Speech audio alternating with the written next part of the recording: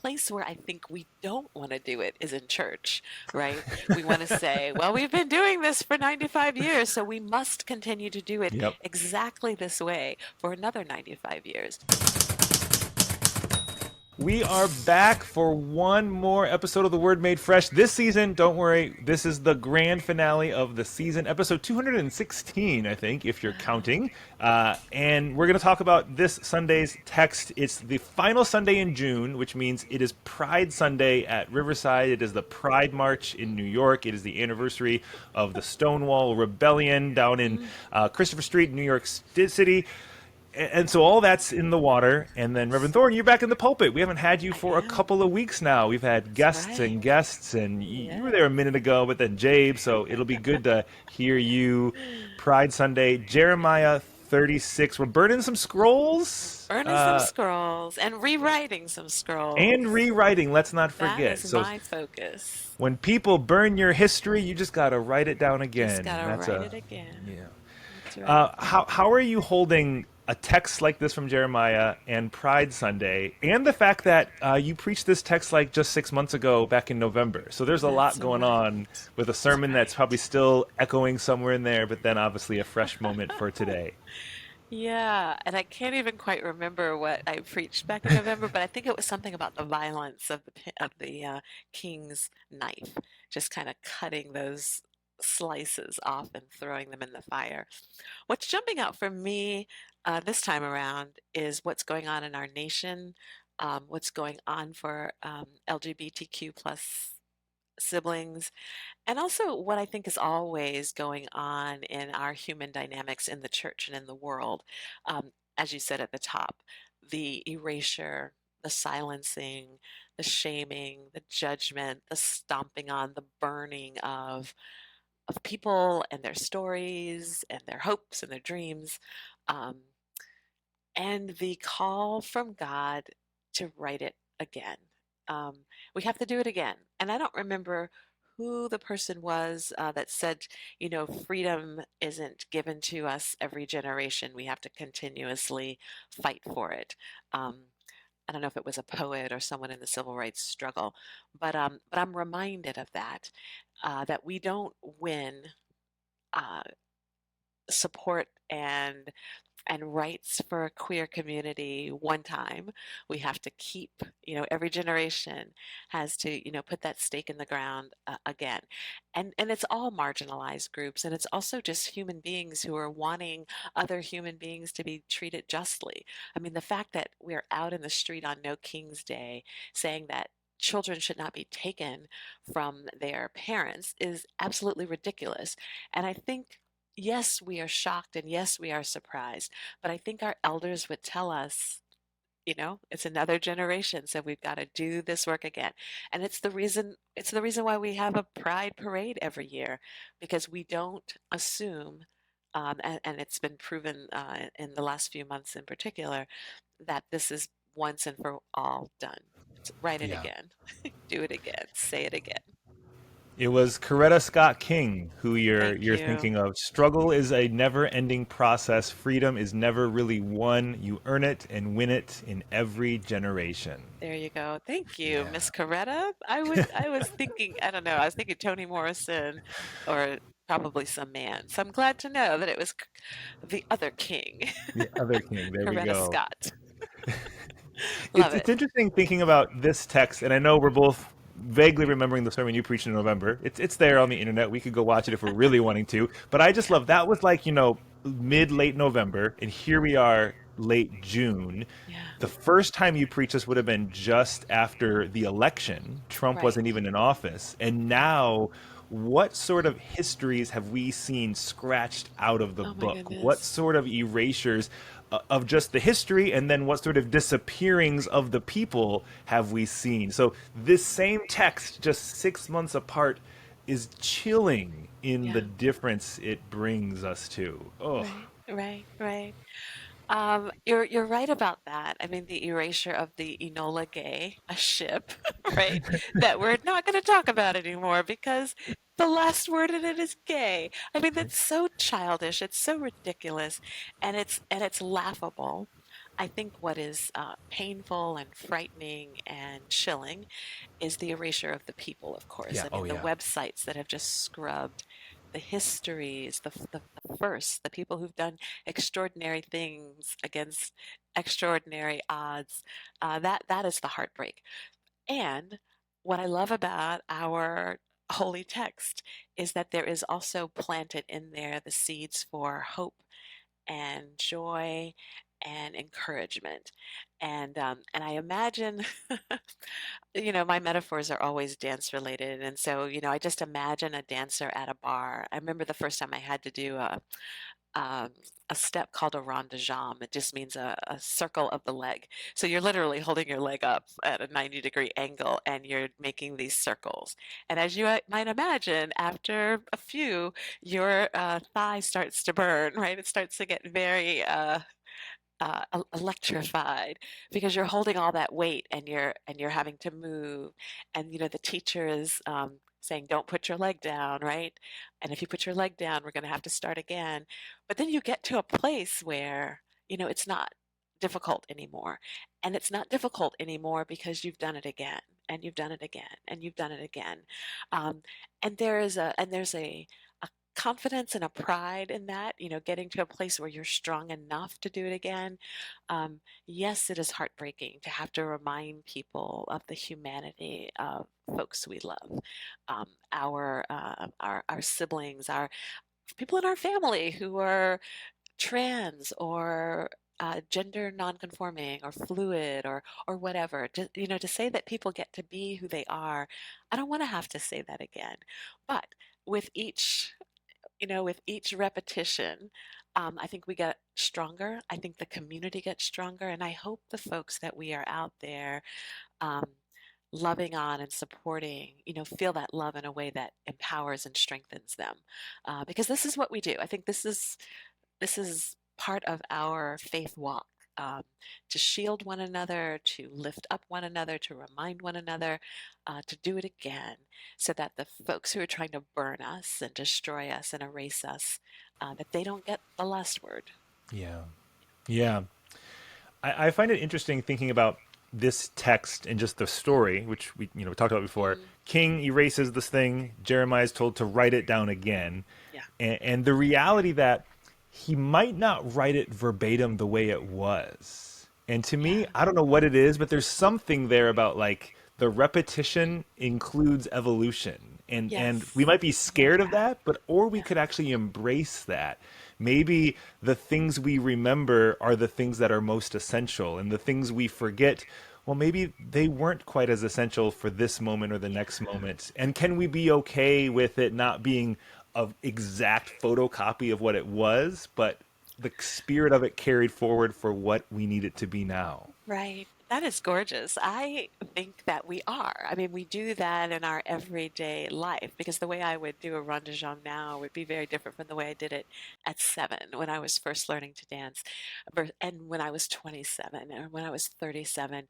You bring a little more of who you are. And because you've changed, the way you do the step changes and you do it a little smarter. You might not expend as much energy as a 9-year-old who's like just trying to get it done. You may not have the nuance and the style. Same, with running. I imagine I know I danced smarter the older I got Yeah. because things hurt, or you couldn't do something as effortlessly, and you learn maybe better kinesthetic ways to do a thing. I also think we just do that in our life. The place where I think we don't want to do it is in church, right? We want to say, well, we've been doing this for 95 years, so we must continue to do it Yep. exactly this way for another 95 years, not recognizing that we evolve, and that there's an invitation to do what is needed for the moment that we live in. So, I mean, yeah, things like that. It makes me think on our own Riverside history, and maybe this is a bit of legend, but I like to believe it's all true. Maybe it's some of it happened and it's all true. We'll go there. yeah. But it used to be somewhere written down that to be an usher meant you had to wear a suit coat with tails, Mm, and that essentially became the reason why all the ushers were men. because Yeah. this was in a culture where who wore suit coats with tails? Right. Obviously, it's men. So a woman can't be an usher. And then one day, a woman showed up in a suit coat with tails and Yeah. started being an usher. Now, Right. maybe this is a bit legend, but either way, I love the story, But and there it's that was, sense of do it again, yeah, do it again. I evolve hadn't the heard tradition. about Yeah. evolve the tradition because, of course, women can be ushers. And then there was the part where they had to wear skirts. And of course, we've got women in our church who like, I don't wear skirts, right? I wear pants. So all of this sort of gatekeeping needs oftentimes to evolve. But of course, there's also some gatekeeping that helps us to stay. I think aligned with what God is calling us to do. But it's that, and you will know that word where it says in dogma, uh, this, but in the other thing, flexibility. It's like in something, there are things that matter that we have to abide by, like God is love. But then there are other things that are just our interpretation of some things, like our commentary, those aren't hills to die on. So I cannot remember the Latin phrase. I'm sure Jim will find it. Uh, But it's like in unity, this, and in whatever, this other thing. And basically what it's saying is there are a handful of things that are so central to what it means to be a follower of Jesus. We're not negotiating on those things. Those are the things that, we will go to the mat on. But then there's some other things that are like, you know, eh, you know, uh, whether we let people come to the table that have been baptized or not, no one, the earth's not going to spin off of its axis. God isn't going to, throw thunderbolts. So we can be a little more relaxed. And I think very often in being human, we get those things mixed up. There's like a big long list of have to do's, and I don't know that there's that many that are worth going to the mat for. Yeah, we don't let things change. We think it Right. has to stay the same way it's always been. And then I feel like the naivete in doing that is we don't realize the thing we're holding so firmly to was at one time a change. It was the Right. new idea that Right. changed the previous systems. Yeah. And we just are like, but this is the way it's always been. Right. Meaning, this is the way I always remember it to have been. Right. Not Right. realizing it's always been changing. Nothing is static. It's all moving. The universe is expanding. It's constantly changing. Our thoughts, our ideas. Yeah. Every culture makes us like. There's a theologian online, Dan McClellan, who says the Bible doesn't say anything. Never. It doesn't say anything. We make it say things. Oh, We we make read it. it. We have to read it in our language, in our culture, in our context. Hmm. There is no neutral reading of the text because you're always doing it from a location, from a language, from a particularity. So the only way it says something is because you are giving it voice. And that Right. means it's always saying different things. Right. It does say different things. I had a professor though that said it doesn't say everything. It says Mm. many things, and it is really fascinating. I think now to watch the current administration and there's a influencer online who calls it the white supremacist house. Um, she's it's interesting to watch the way, in my interpretation, the Bible is being made to say the opposite of what I think it means. And so when we say, for example, a few weeks ago, fruits of the Spirit, gentleness, kindness, patience, um, it's like the opposite is true. When it appears that God and the Spirit have been very clear about what God is looking for from us. And instead, we think it's godly and righteous to be angry, bitter, vindictive, vengeful. It's like I don't think that Yeah. was the message. Well, maybe that just shows whenever history is erased, someone's always rewriting it. The Mm, question is who? mm, Because are we going to let certain points of view rewrite the history of what it means to be a Christian or a person of faith? Well, it just means you put the Ten Commandments up in every classroom, right? These are the oh, things. It's like, right, no. What if we actually put the Beatitudes or the fruit of the Spirit in every classroom instead? Or maybe not even impose a religious text, but right. just let's. But someone is going to do that writing. Thank goodness it was Jeremiah in this story who said, okay, I'm going to try to be faithful to what it was and faithful to where it needs to be going. But someone's going to step in and say, blank slate, let me now tell you what this all means. Right. And if that's the only voice you're hearing, that becomes the new definition, the new understanding of history, as opposed to recognizing it's much more complex and uncomfortable at times than that might make it seem. Yes, much more complex. The other thing I would love to leave people with, I loved in seminary the ways the professors talked about the text. And the text was not just the text was also our lives. So when we talk about the fact that we are living by this text or, sharing these words, what it means to be a Christian. They would also argue, a lot of these folks, when the text was written, weren't literate. And so the text was the stories that they told, but also the ways that they lived their life. One of my favorite hymns is They Will Know We Are Christians by Our Love, which is all about the way we act and the way that we show up, not whether we have the Ten Commandments up in our house or whether we can recite, the Lord's Prayer or the 23rd Psalm, but do you care about this mother who's being arrested and is screaming because her children are at home, right? She's being detained because she looks like an immigrant and she's freaking out because if they take me away, what's going to happen to the children I have at home? There was a heartbreaking story in the paper about children calling around trying to find their parents. And you imagine coming home from school and mom and dad are gone. Um, and then there are people who think this is God's plan, that they think this is what God wants, that somehow folks whose ancestors colonized this land and genocided native indigenous people now get to call other people illegal or get to call other people aliens. Um, when I don't know, we just had Dr. Lynn here, and so I'm just thinking a lot about borders and who gets the freedom to move and who gets to be inside the love of God. And as followers of Jesus, we are taught that everyone that wants to come in can come in. Yeah. Uh, so, yeah, Oh, the text of our the lives. the text. So somewhere in there is Jeremiah, Yeah. is the world we're living in. Hmm.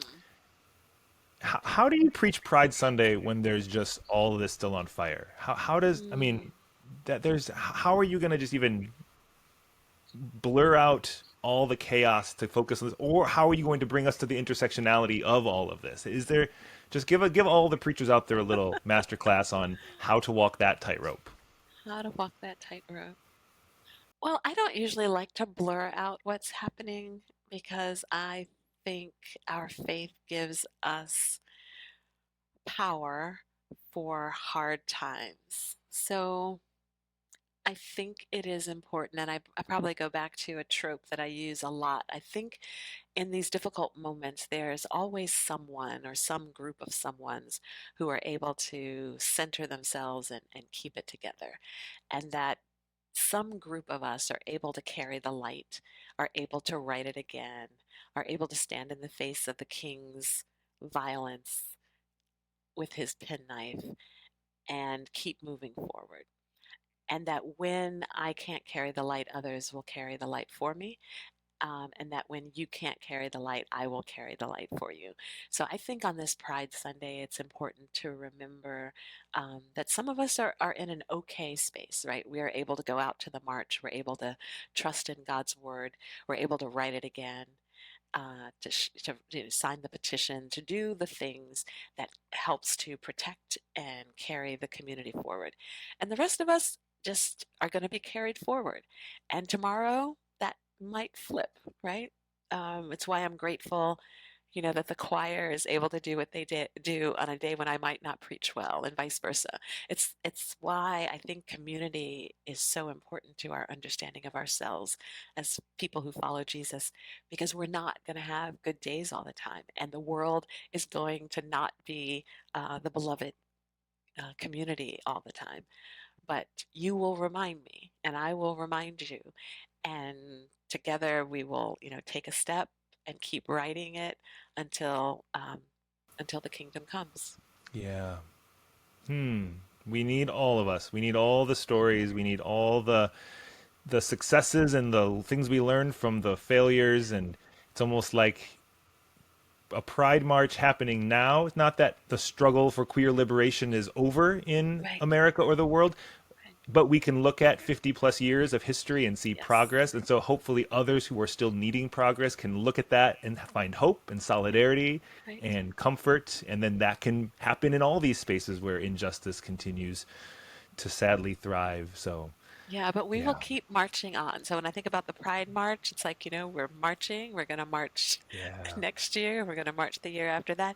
And some years, and we have had this experience, the march has been incredibly joyful. Like the year that marriage equality passed. Oh my Lord, Hmm. it was like a big, giant global party.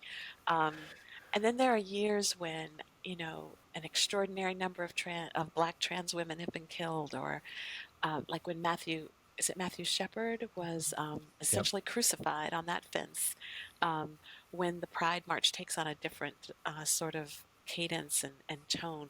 So some years I think we are marching in memoriam because we have to honor the folks that have been lost. And then there's some years when I think we get to march in celebration of all the good things that God has done, the things God Yeah. has protected the community from. Well, that's this Sunday, and that just wherever you are, if there's a Pride March in your area, this I think gives you reason Yes. to step out and be a part of it. If Yeah. there's any sort of organized activity that moves for justice, move with it. Whether that's Amen. whatever's coming with a new round of no kings. There's always we got a lifetime. None of this is going to go away. Injustice isn't sadly going to be wiped away with one protest, which is why we will do it again and we'll do That's it right. again and we'll do it That's again. right. That's right. And yeah, this Sunday, we'll hear some of this from the pulpit. We'll be bringing all of these things. I love that you said, you're not going to blur anything out. That's a great lesson right there, too. Keep it all in focus. That's almost essential to the world we live in, even when, almost for a preacher, too, because it's easy to say there's so much that could be overwhelming, but how does the preacher keep it in focus for herself so that the congregants can navigate the chaos, too? So, Hmm. good, good, Hmm. good. This is my way of trying to land the plane, though, and I'm taking off again. This Sunday, join us. We've got a lot going on, as always, at Riverside. Open Bible study will happen at 9:30 in the room and on Zoom. You can join either space. There'll be virtual coffee hour after for those of us online to talk a bit more. And the Pride March is happening, so if you're in our Riverside crowd, I think the marchers are leaving kind of early. So Before check. worship, so Yeah, check with Reverend Mira. yeah, get yourself. You'll get to have church down in Midtown with a bunch of other fantastic people. So just get yourself there for church, or find Reverend Mir and go from the church And with the people. march is church. Exactly, exactly. Every Yes, step is prayer. It's all good. that's right. And like I mentioned at the top, this is the season finale, not the series finale. We'll be back again in the fall, but we're taking a break for the summer, give ourselves all a little time. And I'm scheming some things, so come back next fall, and there might be an idea or two cooking. We'll see what happens. But for now, thanks for hanging out again. Adrian, always fun to talk about these things. I love that I never really know where we're going to go, and then we write like 5 sermons as a result, and it's That's fun. right. Thank you, Holy Spirit. We will see you on the next one, and by next one, I mean September. See you September. then.